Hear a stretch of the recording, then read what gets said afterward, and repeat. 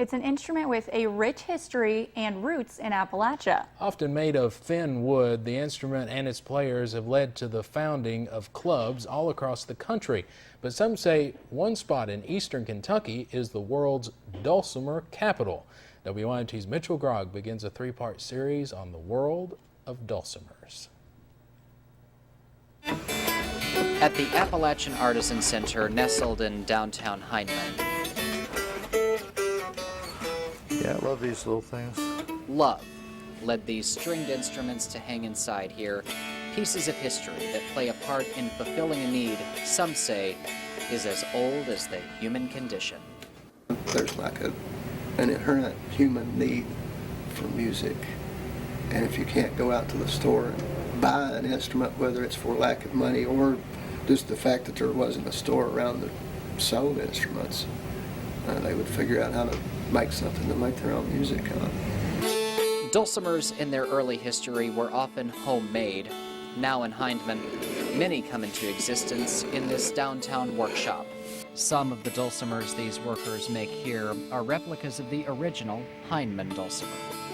They try to replicate the materials and design as closely as possible to the original. One big exception, stronger glue.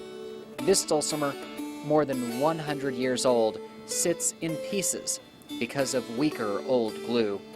The instrument also inspires clubs dedicated to the Appalachian instrument, including this club in Hazard. In this meeting, they are rehearsing for a Thanksgiving program to share this music with others.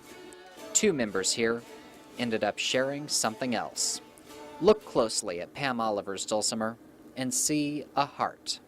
Well, I remember coming to the Dulcimer Club. I think I'd been in it about 2 months, and then I think that's when he joined the Dulcimer Club. And we didn't really talk or anything. He is Richard, and you might say these two talk a bit more often now.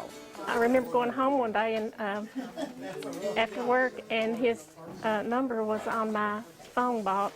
So I called back. I thought he was going to tell me there was no dulcimer or something, and so, from that we started talking. And in April, they married.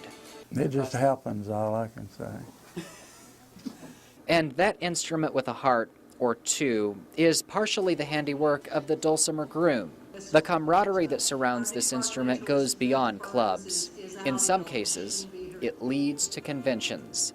This is the opening concert for the Great American Dulcimer Convention, held in September in Bell County. And today has been about as beautiful as I've seen anything for a long, long time. It's a very special place. A tradition here for 38 years. Ann McPhee founded this festival. Her background comes largely from playing and singing folk music. And we thought it would be good if we could get some more instruments into the act, and a dulcimer seemed like it would be easy to learn how to play. This convention included more than concerts, but this was not the only event for the dulcimer fan. Recently, a few of these instruments had the chance in Hindman to come home. Now tomorrow we'll have more on a dulcimer festival in Hindman made possible by a federal grant. We'll also have a closer look at the instrument's history and how it is tied to eastern Kentucky.